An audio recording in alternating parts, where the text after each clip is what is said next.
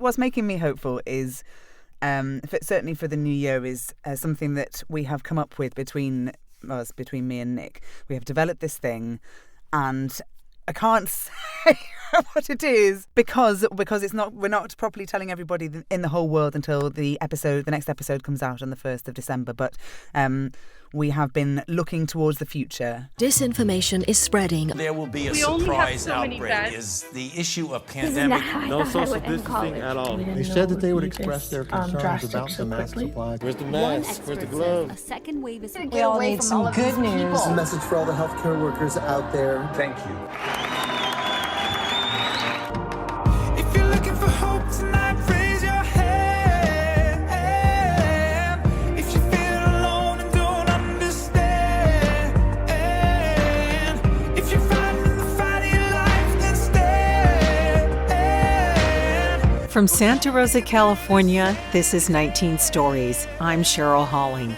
Nic Redman and Leah Marks are the co-hosts and creators of the longest-running, most listened to and reviewed voiceover podcast in the UK, the Voiceover Social, which won the Inspiration Award at this year's One Voice Awards and was also runner-up in the 2021 International Women's Podcast Awards, a 2021 British Podcasts Awards Nominee, a finalist in the 2021 Podcasting for Business Awards, and a SOVAS Arts Awards Nominee. Separately, they are a treasure trove of talent. Originally hailing from Manchester, England, Leah Marks has amassed quite the voiceover career, including appearances in several Radio 4 plays, TV commercials, news reporter on BBC Radio Manchester, and is the voice of the BBC Civilization's augmented reality app, which has been downloaded 250,000 times. Nic Redman is a native of Northern Ireland and an internationally successful voiceover artist, podcaster, and voice accent coach. She has taught voice accents and VO at many of the major drama schools in the UK.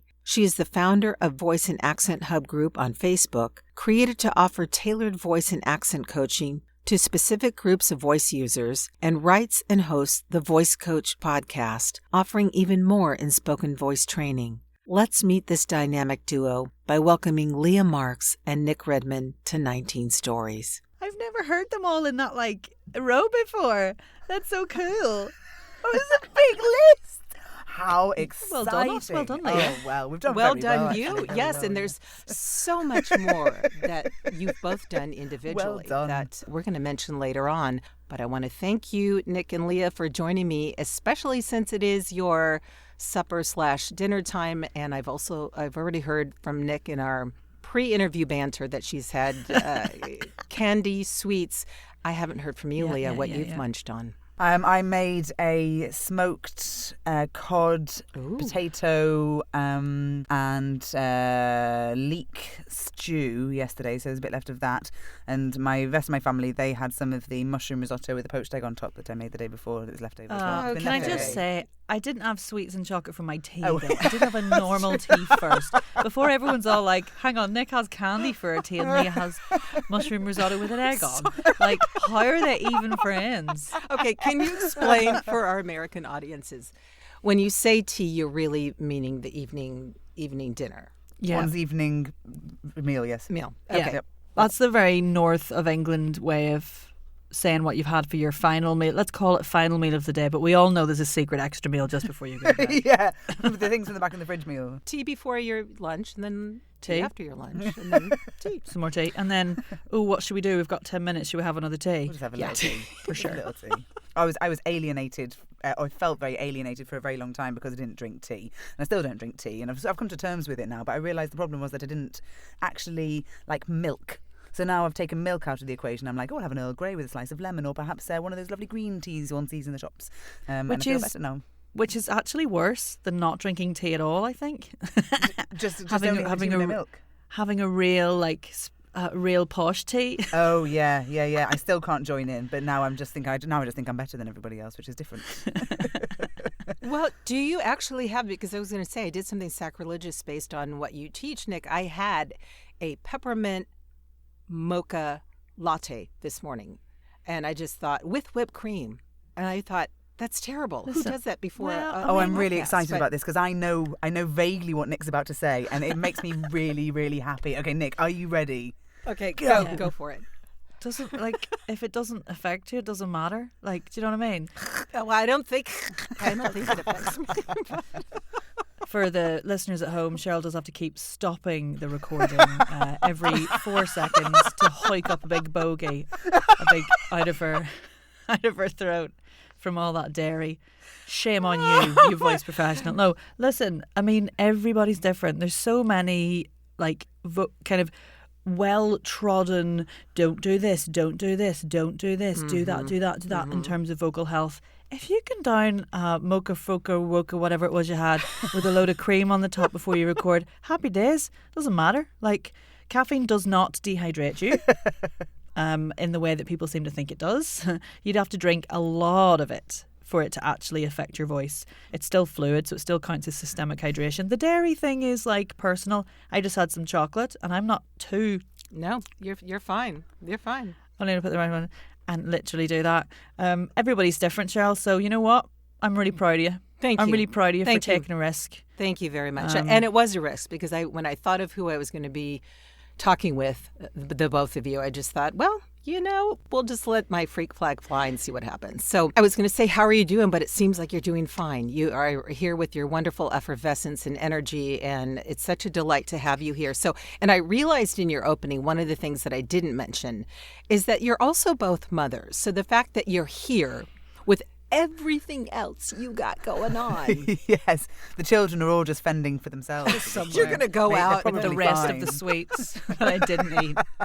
Bouncing around the living room, playing with some knives and stuff, Oh my gosh. To be honest with you, yeah, it's a relief. Good. It's a relief to be here. Good. Yeah. I'm so sorry. I've got a very important business meeting, interview meeting to go to. Meeting. Goodbye. Did I say poo in it? Sure. Did I say bogey? Sure. There you go. We've covered the basis. Anything else you want to get out there? That's fine. Hey, so before we talk about the VO Social and all of the awards and nominations it's gathering, would you mind telling the story that you shared both in your pilot episode and with me and my podcasting colleagues, Ann Ganguza and Jody Krangle, in our Voices in Podcasting Clubhouse room, of how a misplaced punctuation was responsible for bringing you together? I believe this one is mine. This is on you, Bibs. I can do the dairy and the caffeine.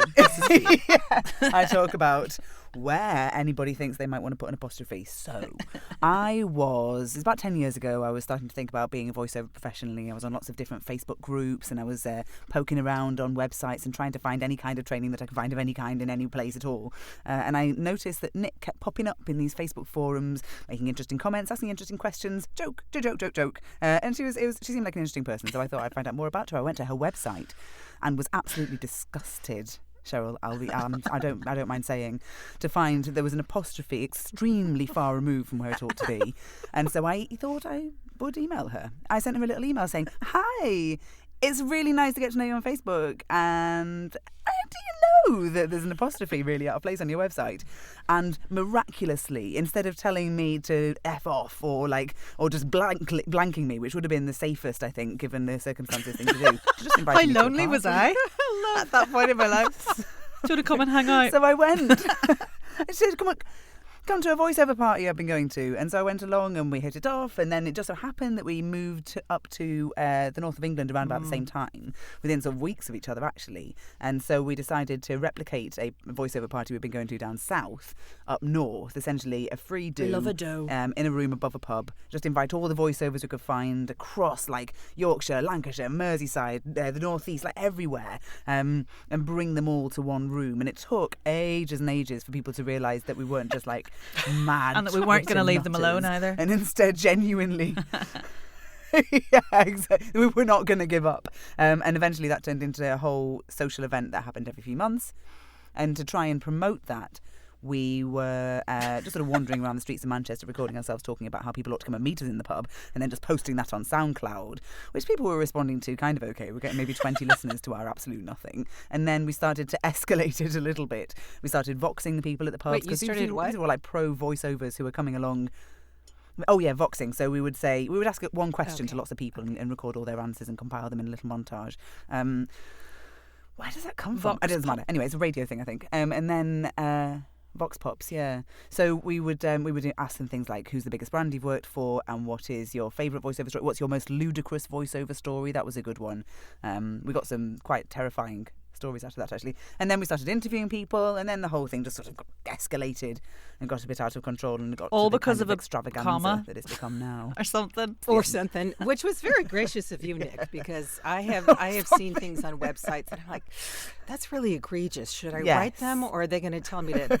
So that's how the VO Social podcast came about. Then you were actually recording your gatherings, right? Yeah, recording ourselves talking about the gatherings, then recording people at the gatherings, then recording people who sometimes come to the gatherings but at their own homes, and then just sort of trying to work out who we wanted to speak to that we thought that the people who'd started listening to us on a regular basis would be interested in hearing from. And then we stopped thinking about people, instead started thinking about topics. And going into like great depth about various things. So, for example, like the history of the Mid-Atlantic accent was a really interesting one. We spoke to lots of different experts, people who use the Mid-Atlantic accent for their work, what sort of thing it might be useful for, and kind of like the tracked what it had been and what it has become now, using he's the accent expert, Eric Singer, isn't he? Eric Singer. I spoke to him a bit. Yeah, he's amazing. He's so great. It's really interesting that the Mid-Atlantic accent would be something on your side of the pond, because over here we see that in the specs, and we think of it, of the Katharine Hepburn, of the really affected kind of. I am smiling because you're right. That is a Mid-Atlantic accent. However, it's the Mid-Atlantic accent as it was in sort of the heyday of Hollywood, or whatever you might want to call it. Nowadays, I mean, this is what we kind of discovered as we went through this whole investigative process. The Mid-Atlantic accent now is, I mean, a genuine mix of an RP English accent and perhaps a general American. Sort of the accent that might transpire if you are from one of the places and then you live in the other place for a long time. A genuine natural blend of the two. And it's really useful for things like global companies who want to have a voiceover that you can't really tell where they're from exactly. You can't quite place it. They could be from anywhere, and a Mid-Atlantic accent kind of fits with that. But it means both. People get quite irate about it. It's one of our most listened to episodes of all time at this point, because people really have strong feelings. As an accent coach, some of the people in the UK sometimes come to me wanting to learn it because they want to make themselves more globally acceptable in some kind of voiceover way. What's interesting as an accent coach is people come to me wanting to learn that in the UK. Someone from the UK will want to learn a Mid-Atlantic accent so they can be a little bit more globally acceptable on a voiceover from the voiceover perspective and get a bit more work. And it's different for everyone.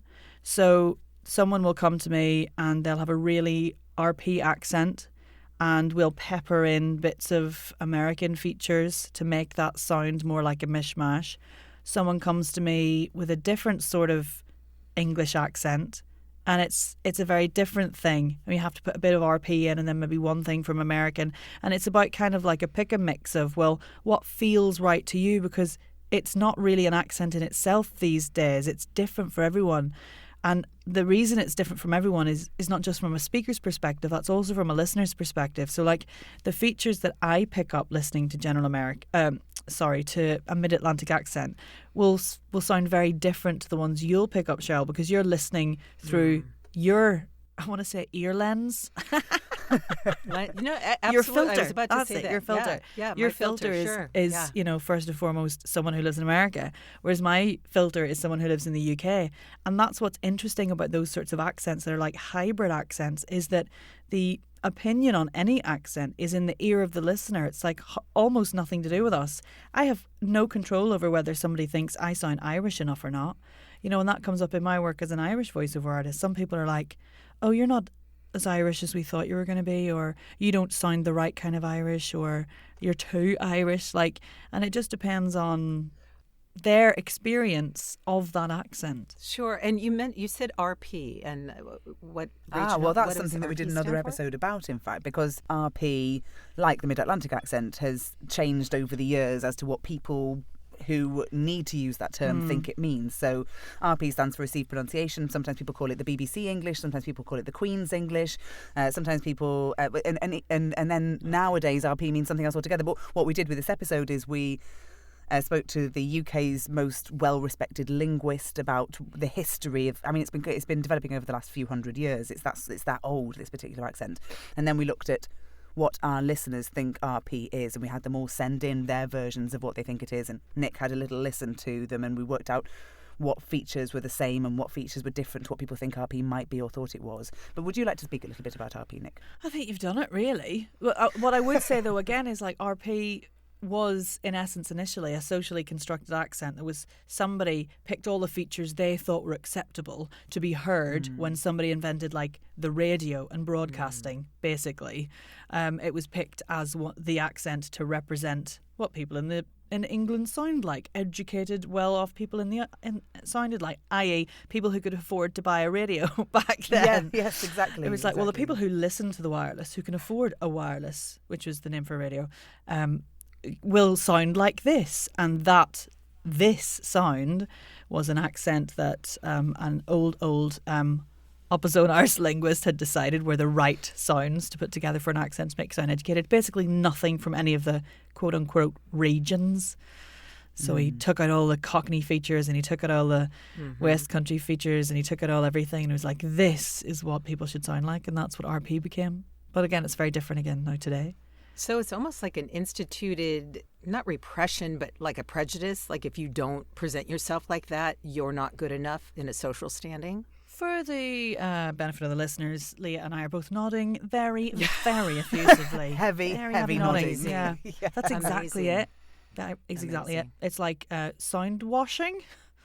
I don't know if that's right. I'm really inventing terms cleansing. today. Yeah, like almost like a audio cleansing of what someone should sound like if you're from this area. And the results It's of which dismal. are still imbued in society today. And if we don't mind me going on about the exact same thing in different ways each time, we did an episode about that as well, which was a live episode called How to Book More Work in Your Native Accent, that was all about accent discrimination, which is an almost unavoidable side effect of the proliferation of RPs, that other accents feel sidelined and feel like they aren't good enough and they don't have a place, when in actual fact they do.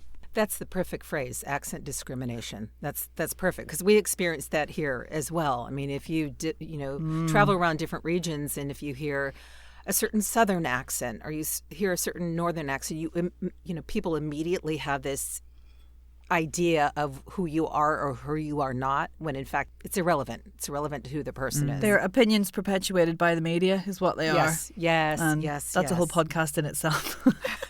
Let me hold my beer. Let me tell you a little bit about the damage the media does. Everybody's opinion. Another thing. So you have your VO Social, you're recording your episodes, and then 2020 rolls around and COVID presents itself. So it obviously affects the way people gather, the fact that they can't gather. So what did you do? Did you go online, virtually, to have your meetups, or what did that look like? We did do a couple, but it just...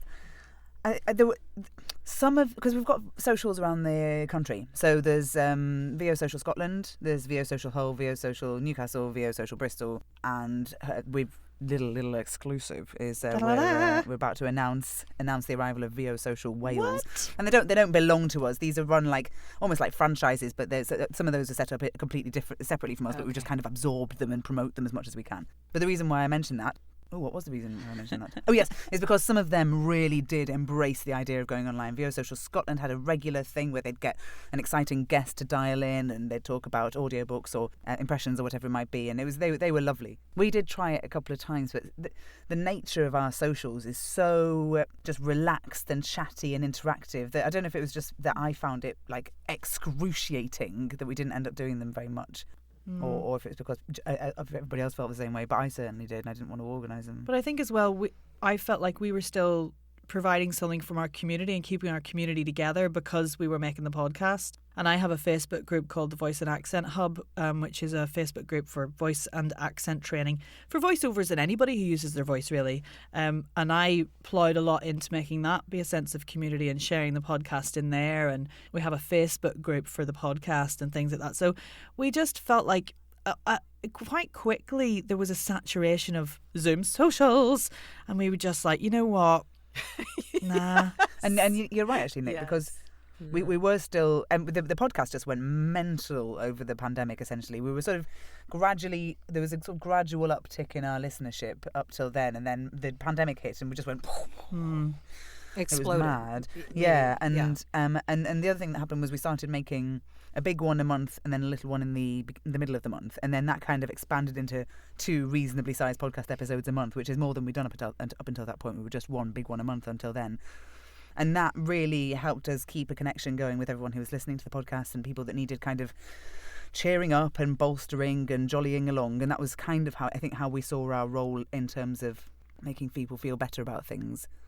We were just, I sort of feel like everybody who listens to the podcast feels that we're just talking with them anyway. Like it's like a tiny mini social in their ears. Yes. And I hope that we've not had anybody really be like, how dare you not do a social for us, which is really nice. No. And most people, when they listen to the podcast, I do think feel part of our conversation, which is for us is as valuable, if not more so, than everybody sitting on Zoom for an hour and a half with a warm gin and tonic, trying to like. Oh God. So how are you, John? How's it been going for you? Yeah. Oh, turn your camera on. Oh, you're on mute. You're on mute, babes. You're on mute. You're on mute. You're like, yeah. So that's how we approached it. Sanity first. So given you launched your podcast in October of 2015, and congratulations, that means 6 years. Woo, woo. Yes, gosh, Oh my God, it's like an anniversary. It is an anniversary. Oh yeah. I wish I had. Yeah, we just passed our 6th I don't know. anniversary. I don't have confetti. I have tissue to throw or something. Snotty tissue. Nobody's ever thrown used tissues at a camera screen to celebrate me before now. Well, This is delighted. quite the day, Hold Cheryl. on. I know we could do one. This should suffice. Hopefully, people can't see this and they're going, "What is going on? I'm missing out here." Oh, It's so flashing and magical. Oh my God. Flash and magical crown to celebrate your 6 years on the air. Thank you. Thank That means a lot. You're very welcome. Thank you. And I actually do feel very much a part of your, even though I'm over here in California, when I listen to your podcast, and I've started to listen to many more of them recently, I felt like part of it. I was like, I want to be there. I want to party with them. Oh, lovely. You've covered every topic that a voice actor would be interested, from vocal warm-ups, what books to read, negotiating rates and usage, AI, how to quote for podcast work. And before I actually go on to the question about that, I didn't plan on this either, but podcast work, how to quote for podcast work, what does that mean for you? So, it's actually a very difficult question to answer because in the episode, we did not manage to get to the point where we were able to go, okay, so if your podcast has this many listeners, then charge this much. If it goes out in these countries, charge this much. We weren't able to get to that point because it's such a growing and developing medium. It's just a movable feast. It's just all the time. It's just impossible to say. However, what we did manage to, I think, highlight in there is that I don't know what it's like in America, but in the UK, there's this situation where radio commercial voiceovers don't get paid very much for what they do. It's basically a minimum was set a few decades ago with the intention, a minimum per station. job, voiceover job. Yeah, with the idea that these travelling voiceovers who are going up and down the country in their cars doing loads and loads of voiceovers at a time, they would be paid bulk rates, and so even though one script is worth like practically nothing, it added up and it was okay. And so that minimum has then become the standard rate of pay for a radio commercial. And now, because people are working from home and there are many, many more voiceovers now than there ever were, that means that rate of pay has essentially, for what it's worth, vastly decreased. And so podcast commercials and idents and work within podcasts, voiceover work within podcasts, there's an unfortunate situation where some people use those radio commercial rates to work out how much to charge for what they're doing for podcasts, or people that are producing podcasts use them to work out how much to pay the voiceovers. And it's basically unacceptable because those rates are already wildly off the mark of what they should be. And so what we did I think manage to do in the podcast episode is say this is where you can work it, a BSF situation. It is not a £27.40 per script situation, which is what some people are ending up charging for some of the radio commercial work they're doing. So that's what, about $30 US? Yeah, about that. Yeah. And then, of course, the other sort of work you get in podcasts that isn't commercial, like, and not even idents. Like, I've done a few wee bits of like acting jobs within podcasts that are sort of fiction podcasts or like spoof podcasts, and that's ultimately at the mercy of what the creator's budget is. That's nothing to do with the listenership or anything like that. So if you've got an indie podcast, like I've done some stuff for a comedy podcast over here called the Beef and Dairy Network. It's a great podcast, but it's an indie podcast, sort of. I think it's produced by somebody now, actually. Anyway, he only has a certain amount per episode to pay, and he pays really well considering what it is. But, you know, if I was to say to him, well, actually, I'll only do that for X amount, I wouldn't get that job. And then for me, it becomes a creative decision. Do I want to do that fun little job with that really nice person for that podcast I really like? Of course I do. You know, so there's, you know, so much to the medium, and it's constantly changing. So yeah, I'd say we'll probably revisit it at some point. I think that's such a personal thing anyway. If we do work that we love and it's a passion project and we really admire the producer, that's not what your bread and butter is based on anyway. So, you know, I think we all make those decisions, and it kind of leads into, you know, what you talked about, not finishing that episode. Is I'm curious if your content is from both being proactive to what you see trending in the market, or perhaps reactive. Oh, yeah. Well, there's been a few instances both where we've decided we're going to do an episode on something, and then it's just sort of gone mad. Like, for example, when we did our first AI episode, it was over a year ago now, and people were talking about it, but not really. There was nobody put their flag in the sand, had they? And like, right, let's investigate this. So we did, and there was a talk at the One Voice conference. So this is, what was it, 2019? It must have been 2019. I don't know. There wasn't one in 2020. No, it must have been. 2021 was online. It was online. Well, whatever it was that happened, I can't remember. There was so it must have been 2020 because it's 2021 now. In it, the speaker at the talk said that our entire industry was going to be changed beyond recognition within 3 to 5 years. And I nearly fell off my seat. And so we made a fuss about it in that episode, and then we followed it up with a huge investigation into where AI was actually at. So there was this video that came out of a voice called Faith, which was a character in a game, and it was an AI-generated voice that could cry. And I heard it, I was moved by it, I was a bit scared by it, and so we managed to track down the company that made this clip. And they took quite a lot of convincing until they talked to us, but they did in the end. They spoke to us about why they were doing it, how they were protecting actors' livelihoods, or at least trying, and being part of this transitional process while not destroying everybody. And then we also spoke to the woman who recorded the AI voice that was then used to generate this character, Faith. And then we spoke to Equity, the trade union here, about what we can do to protect our livelihoods and how we can perhaps embrace this new technology, because it's coming anyway, in a way that doesn't screw either ourselves or anybody else over. So it was this huge, big episode. And we put it out, and then suddenly, it wasn't because of us, but it was just because we were just riding the crest of the wave that we started seeing everybody talking about it. On all the Facebook forums, people were posting stuff. There was stuff happening on online magazines. And then in the last sort of few months, you'll have seen everybody was making episodes. All the podcasts about voiceover were making episodes about AI. And it was quite extraordinary to see. And I'm glad that people are really taking notice and sort of getting educated about what the situation is. But that's an example of us just being ahead of the curve in a way that we didn't really expect. And it does happen with some of the others as well. Being very proactive with that. And it's, you know, I've heard it say that any technology that we hear about, it's really 5 to 10 years, it's already been in the works. And by the time we hear about it, it's been fully implemented somewhere. So I think if we had an idea of the breadth of really how much it's advanced, even from the time you heard about it a year ago, it would probably scare us. I mean, really, I've seen some documentaries on some of the bots that they're using in China for a concierge, where you can walk up and have a full-blown conversation with a robot. Amazing. And it's pretty mind-boggling. But of course, any technology used in a proper way is fascinating, like how we're connecting. But when it's used, you know, like a brick, does it build a building or does it break a window? So it's just nice analogy. I may steal that from you. Can use that. You can use it. It's clear, Nic and Leah, that you both individually and collectively experienced great success in your careers. And in one of your recent episodes, you discussed imposter syndrome, which, by the way, I love that in the midst of that episode, you talked about how you snuck into the VIP party and totally crashed it, because I want to do that as well. So kudos. I feel like a shit. I don't have confetti again. I'm throwing the tissue.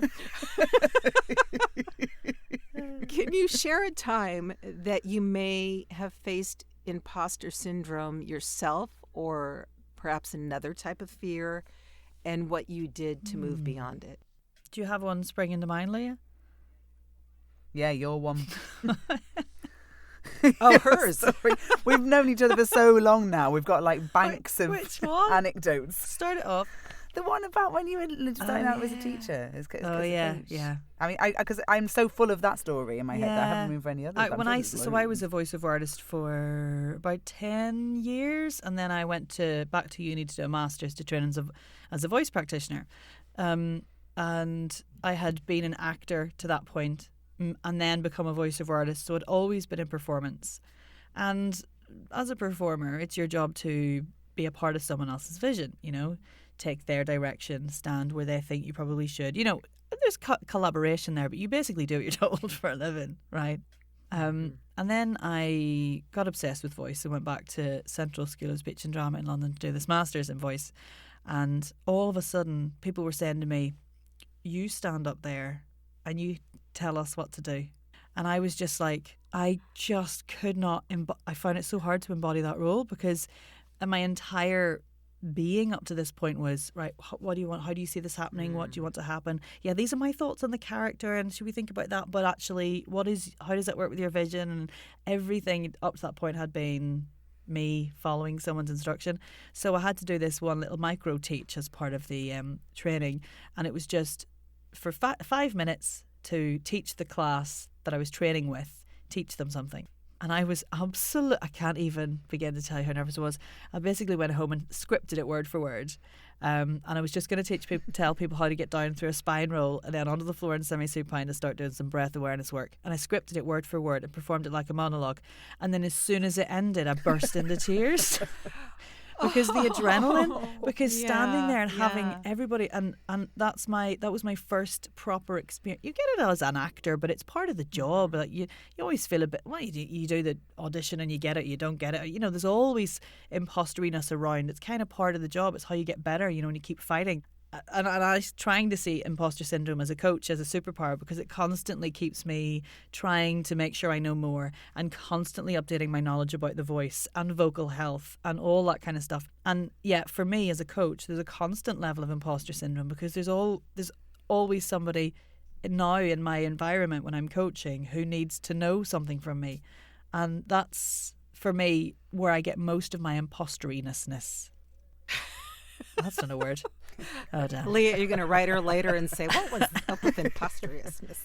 What's imposteriousness? There weren't any apostrophes in it, so... I have actually calmed down a lot about punctuation and grammar since meeting Nic. And it's not because, not caring about it is infectious, although that might also possibly be true. It's because she has opened my eyes to the fact that getting punctuation and grammar perfect and spelling perfect is irrelevant when it comes to actually communicating your feelings. The real problem lies in the way that nonsense is received. And if you're negative about someone because they haven't got that particular skill set, or they don't have the capacity to develop that particular skill set because maybe they have something in the way, maybe they're dyslexic, maybe they never had any inspiring teachers at school, or whatever it might be, however they learn differently. And as a result of that, I've tried to be a lot kinder and less of a... I'm so proud of you, Leah. I'm so proud. Thank you. I've properly absorbed it. I've absorbed it. I have. This means to just be. That's I love what this. Look at that. This is just be. This is my amen to what you just said. That is so beautifully stated, really. Cheryl, I think you need to describe exactly what you're wearing on your head just then, because I'm not sure everybody knows. I have an assortment of little hats. We're recording on, we're speaking on camera, recording audio, but I have an assortment of little head adornments, and one of them is a little bee antler. It's amazing. Thing. I'm excited to see what inspires the next headdress. Like what we say is going to inspire the next thing you put on your head. Is it anybody's birthday? Gosh. Anybody's birthday? Can I say that it is? It's the birthday of our podcast, yes, nearly. Yes. Oh, we've done that already. Oh, yes. It's the 6 and a bit birthday of the podcast. Hey. Happy birthday hat. That is great. I mean, that is a lot is amazing. Of hats. Studio goals. Great. We are really letting the side down with our hat box. Studio. Hashtag studio goals. Nic, I've seen the beautiful pictures of, don't laugh if it mispronounces, Bush Nuke Farm. Did I say it right? Yeah, if you were in Lancashire, that would be brilliant. Bushnook. Okay, so I am. I'll just say that I am. It's perfect. Doesn't matter. Bushnook. Still know what you mean. Bushnook Farm that you posted on Instagram and your ultimate voice getaway retreat. Yeah. So can you tell us a bit about that and who can attend future events? So I took the head staggers in lockdown and moved to the family. We have like a guest house. My parents run a guest house and it's called Bushnook Farmhouse and it's on the Cumbria. It's in your family. Yeah, it's my house. Oh my gosh, it's gorgeous. It's that's where you live? It's on the Cumbria, Northumberland, Scottish borders. So it's on this area called Hadrian's Wall, which is this big wall that this guy built once. It's very historical. It's amazing. And it's this like amazing, beautiful area just in the North Lakes, in the Lake District in the UK. And basically, I had always got this idea that maybe one day I could do like retreats and like have people there and, you know, help them with their voice a bit at my house because I really like having guests and like hosting and stuff anyway. And during lockdown, me and my husband moved here. We were like, sod this. And we moved there. Now we live here, and it's all kind of Waltonsy and hilarious. My parents are here, and me and my husband and my son are here. My brother's here. He lives in a van. That's another story. Wow. But the main body of the down by the river, is he in it? Maybe that's that's the big saying. He lives in a van down by the river. Anyway, no, we're a hoedown. But he, so it's a big house. It sleeps 15 people. And Ultimate Voice Getaway Beautiful. Is the first iteration of many retreats that I have planned where people come up for the weekend and hopefully week-longs in the future and we just do loads of glorious voice work. So I book a studio in Northumberland National Park with like views all the way to Scotland, and we do lots of like breathing and working on the voice and voice training and exploring the holistic nature of voice training ultimately and how powerful it can be to hold yourself accountable and give yourself a time and a space that is just about your voice, and you commit a bit of money to that and a bit of time away from your business and you just focus on your voice, and the results of that are just really wonderfully powerful, you know. Especially over the past 18 months, a lot of tension and anxiety has been held in the body. And what I find is people come here and they breathe the fresh air and we go for walks and we do a bit of wild swimming and then we have a few drinks in the hot tub. There's 3 hot tubs here and a bar, and then we spend the day doing like lots of glorious like massaging the tension out and breathing and making noises and primal sounds, and we get sounding a bit arty now, but basically it's about voice and finding your voice and getting the most out of it. And it's designed really, this retreat, for any kind of professional voice user. So I've had the first one was all audiobook narrators. That was amazing.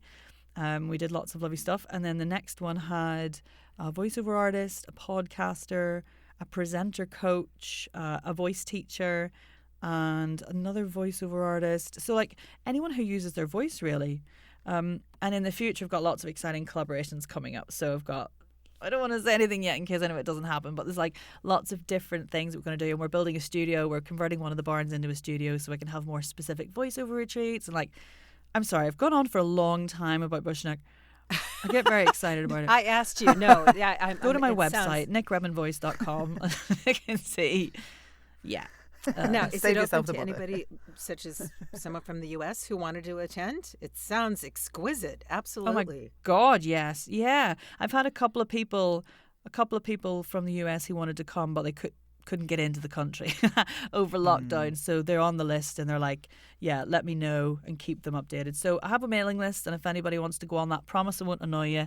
It's just 4 emails a day.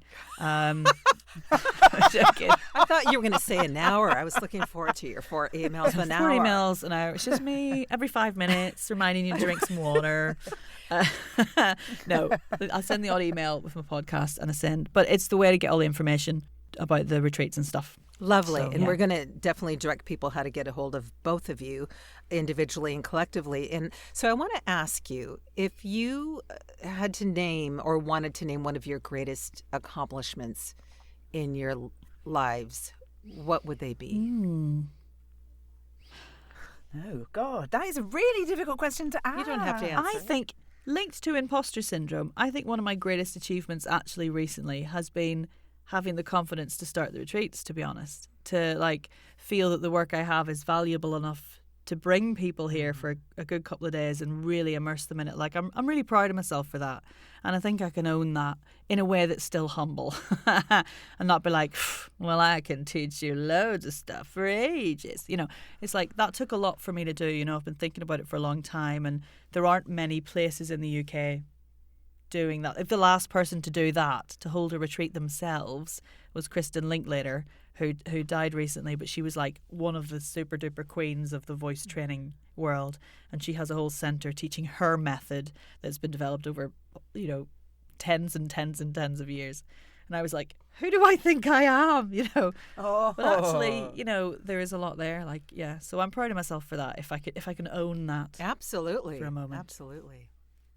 I think probably the podcast is the most straightforward answer that I can think of, because it was not a thing, and now, as after years of work, it is a thing. And the British Podcast Award nomination, actually, that's huge. It just blew my mind, because we were like this. We're just two of us. It's just the little two of us, and then we were up there with these incredibly important business podcasts produced by big important production companies hilarious. And very famous business people, and we were like, hi. Do you remember when our logo flashed up on this massive screen at the awards? Did you squeal? And I look, my husband made our logo, and it looks like it's we love it. It's charming, and it's us. And he kept telling us to get a better, more professionally made logo.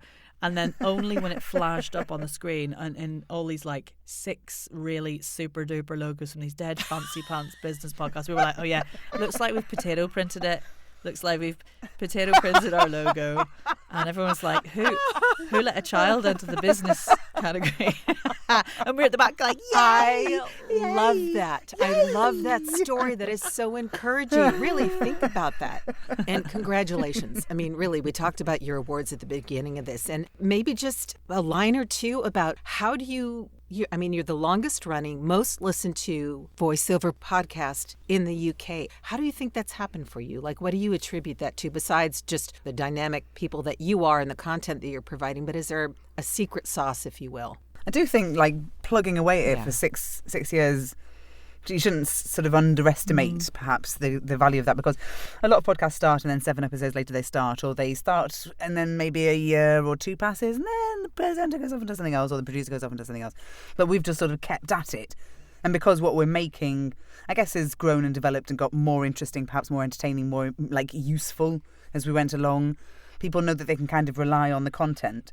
And so if you just keep doing that, I mean, I'm saying this, but there's always more that you can do to make yourself more recommendable and more findable and more engaging for new listeners. But I think that probably for us, it's making something that we think is like the podcast that we would really like to be listening to as working voiceovers, and then letting as many people know about it as they can for ages, every single month of every year.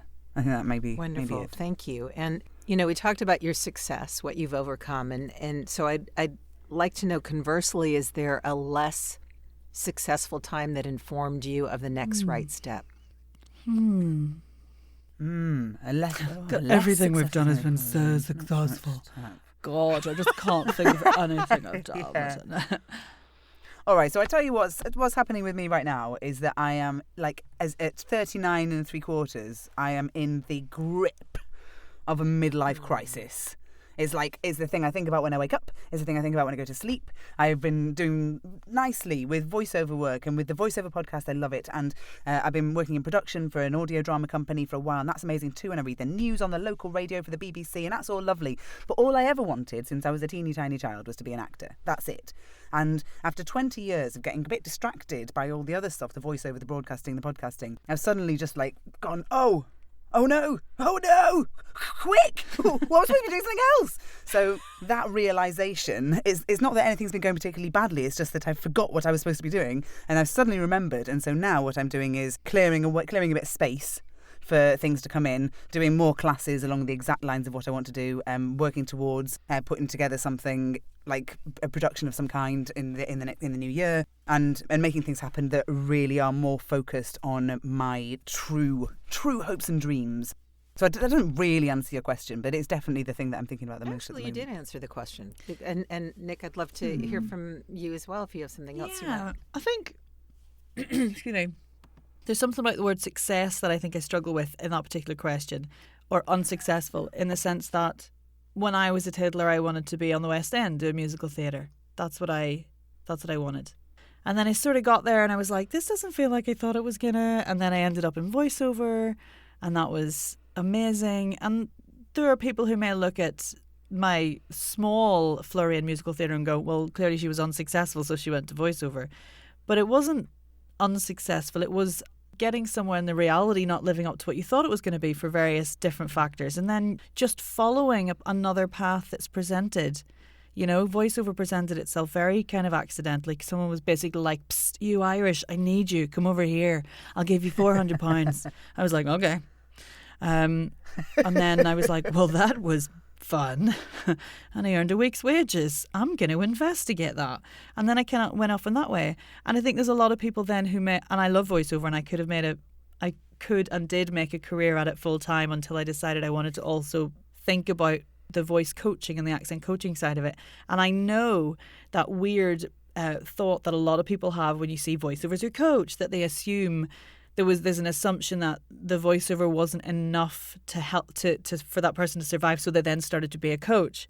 But it's also, again, another decision where you kind of go, this is great and I'm doing this and I feel really fulfilled, but there's still something that's not quite, there's something missing for me. And that's where I went back to do the course to train for a very long, intense period about how to be a coach and study pedagogy and things. And then that came around. And alongside that, I used to be a stand-up comedian, and I loved stand-up, absolutely loved it, and I'll blow my trumpet, I was very good at it. And people paid me to do it. And I could, if I'd kept going, probably have been more of a full-time pro comedian. But something in life happened, I got knocked up, and I ended up having to just put that on the back burner for a bit, because my husband's a comedian and he is still a comedian now. And it's like, someone could look at, there might be people in the comedy circuit who are like, oh, where did Nic go? Oh, she must have given up because, you know, maybe she was unsuccessful. But what I get at the end of it, of those, like, that weird wiggly route to where I am now, is every single thing that I've done there has impacted the coach that I am today. You know, comedy is a huge part of my coaching. It helps me connect with people, helps people relax, it helps with breast support, you know, like in terms of laughter, and everything I've done before is made me who I am today. So I'm actually looking back, laughing, going, there's nothing I've done that's not been a success. I mean, actually, in some people's eyes, maybe there are bits that have been unsuccessful, but actually I don't think they have. So I don't know if I'm answering the question or not, or if I've gone a bit too weird with this. No. You absolutely answered the question, because success means something different for everybody. And I don't mean success as, the pinnacle of success, that you've, you know, been the master of everything you've surveyed, because I do believe that our, you know, journey in air quotes, the steps that we take lead us to where we're at, and they are all bits of education that bring us to where we're at. And to be a coach, actually, and a really good one, such as you are, that takes a mastery of learning. You've learned your craft in voiceover. You've learned it enough that you can be competent in teaching it. So I understand what you touched upon, because there are some people who do teach because they can't do. But I don't look at a good coach that way. There was something you touched on earlier.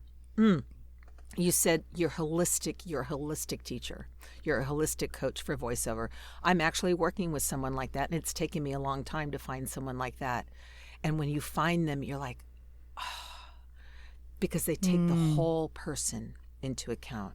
What's your life conditioning? What are the tapes you've been playing in your head? What is all the stuff that people have told you about what it means to be successful? So, but thank you for touching on that, because maybe there needs to be another word that I find other than successful. But so I thank you both for answering that. And I'd love to know that coming out of this time, and prayerfully we are coming out of this time of COVID and what it's meant for us, what makes you hopeful?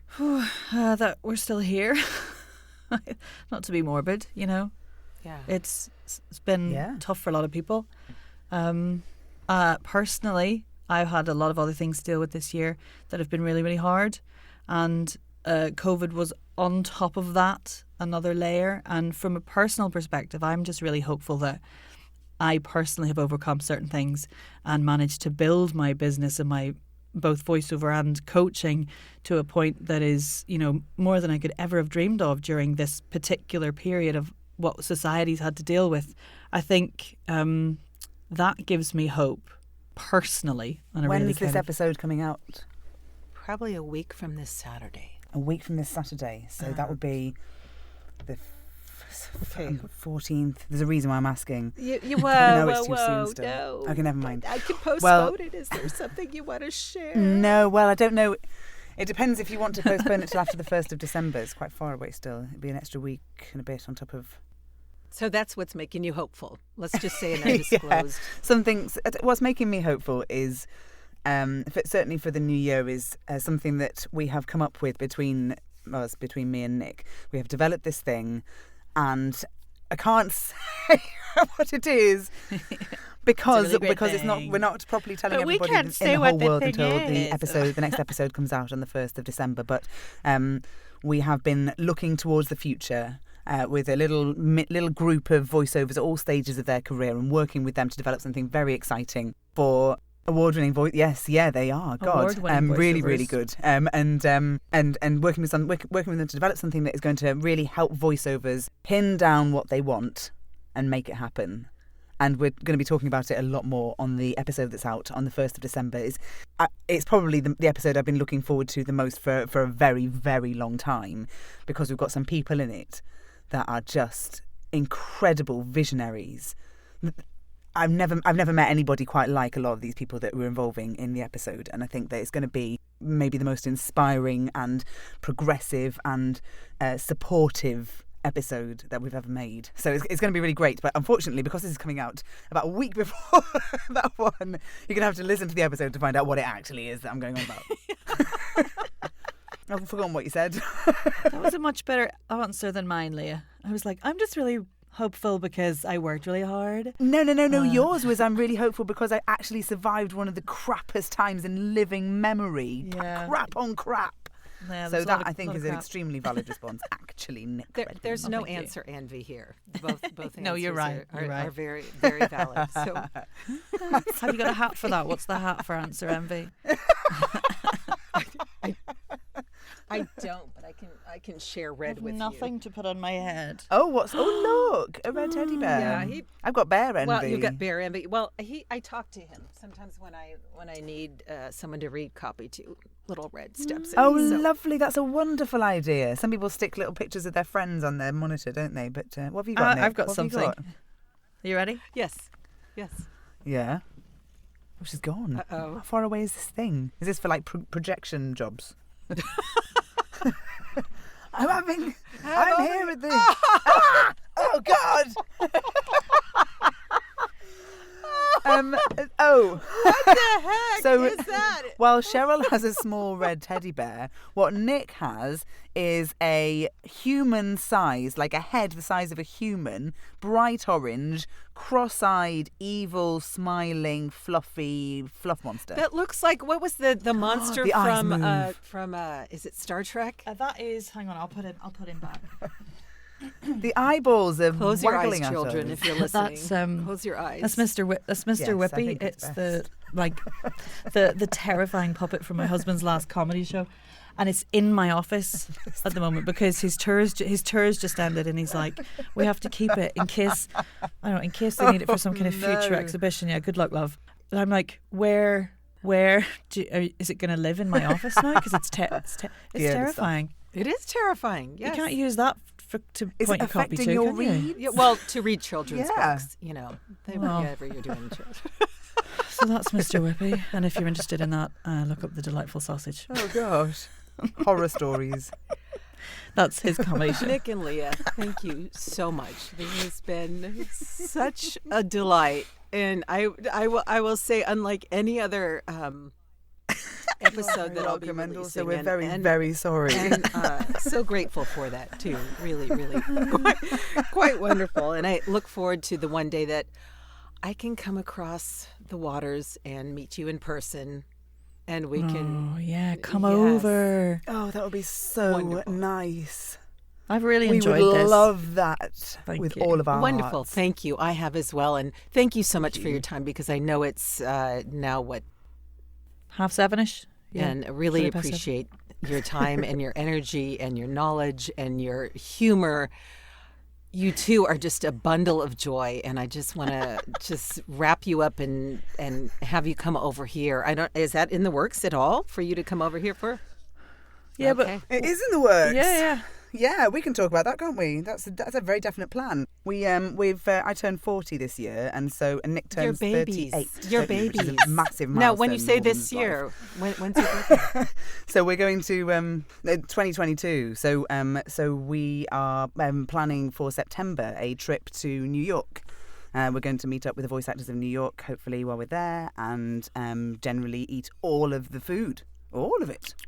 All of the delicious New York food. I need like things involving salt beef sandwiches, pizza that is the same size as my arm. What else? Big pizza. Sushi, cocktails, things like whatever the new cronuts is. I want to try that. Schmo nuts. Oh, a schmo nut. Oh, I'm into it. I made it up. Like something with like a cronut with schmear on it, or schmaltz. Po nut. Fried pizza, in schmaltz. donut. Oh yeah. What's it? Pizza donut. What is all of the things together? Pishmo cronut. Anyway, yes, I'll have all of them. All of them. So yeah, we will be in America next year. Yes. It's whether we'll be in the right part of America, and if we're or not whether you can get to our bit of America. bit of America that we're in, then we will, of course, be making a whole episode to gather together all of our experiences of the lovely New York into one thing. So September, October next year. That's when you're here. So our listeners can plan for that right now, right? Just get your trip. Right. Walk out September, kids. We're coming for a party. Hey-o. Bring us food. Bring us all the American food. We'll bring you the king bread. All of it. You know, you could. Oh no! Oh my God! Oh, no. I want to choke on that baby. Oh, hang on. Oh God! Just stop recording now. Thank you again so much. God bless you guys. Continued success, and leave some awards for the rest of the folks, will you? Seriously, look forward to what your announcement is on December 1st. Please tell us how we can get a hold of you. I will have it in the show notes, but let folks know how they can get a hold of you collectively and individually. Well, collectively, the website is thevosocial.com and the Twitter is @thevosocial. And then if you want to get me, I like leahmarks.co.uk, but you could just go get me through the Voiceover Social podcast. And anything you want from me is on my website, nicredmanvoice.com. There you go. Mm-hmm. Including my other podcast, the Voice Coach Podcast. Oh yes, we didn't even mention your other podcast. Nick's other podcast is brilliant. It's called the Voice Coach Podcast, and it's like having a little miniature voice coach in your pocket, and it's like 10, 15, 20 minutes sometimes episodes on all the different things that everybody needs to know, including specifically voiceovers and just voice users, and it's very, very good. It's been extremely well reviewed, so you can get that through her website as well, the Voice Coach Podcast. Free, high quality coaching that costs no money. Thank you, my publicist, Leah. Well, and I do appreciate you mentioning that, because I did mention it in your introduction, but we didn't talk about it. But now we have Leah as your mouthpiece, so to speak, and she did mention it. She's great. She's my favourite mouthpiece. Yes. All right. And as you would say, cheers. Yes? Cheers. Cheerio. Tip top. Top of the morning. What? Tip top. There's a very, very specific way that people sign off phone calls in Ireland, which is that people find it really hard to stop talking. So they just hang up. They just go like, goodbye, goodbye, goodbye, goodbye, goodbye, good luck, good luck, good luck, good luck, good luck, goodbye, bye, right, right, goodbye, goodbye, goodbye, goodbye, good luck, good luck, and then somebody at some point puts the phone down.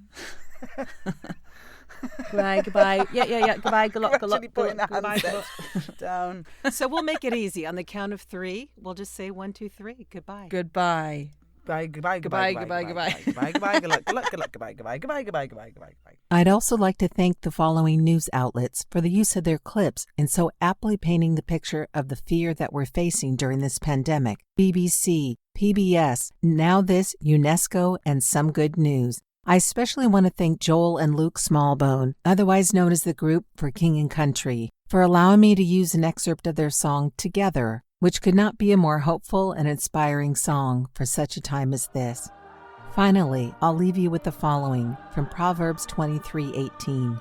Surely there is a future, and your hope will not be cut off.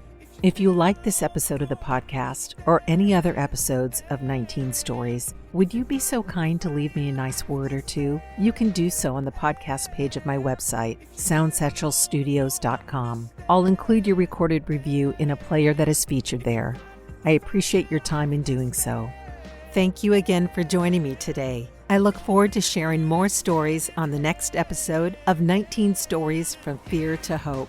Until then, stay healthy and hopeful. Together with our differences, together we are bolder, braver, stronger.